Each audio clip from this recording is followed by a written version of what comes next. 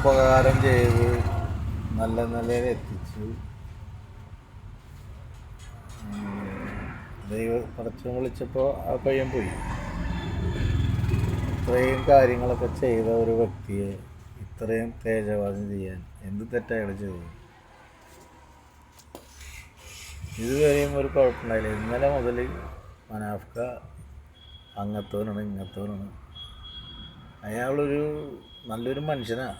അയാൾ ആ സംസാരം കേട്ടോടുകൂടി അയാളെ പ്രവൃത്തി അയാളൊക്കെയാണ് ഇവർ തള്ളിപ്പറയുന്നത്. എന്ത് കാര്യം എന്നറിയില്ല. മനാഫ്ക നിങ്ങൾ നല്ലൊരു വ്യക്തിയാണ്. നിങ്ങളെ കേരളക്കാർ ഏറ്റെടുക്കും. ഇനി അവരെന്ത് പറഞ്ഞാലും കാര്യമില്ല.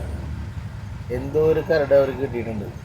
അത് ആരാണ് അതിൻ്റെ പിന്നിൽ എന്താണെന്ന് അത് ദൈവം കാലം തെളിയിക്കും.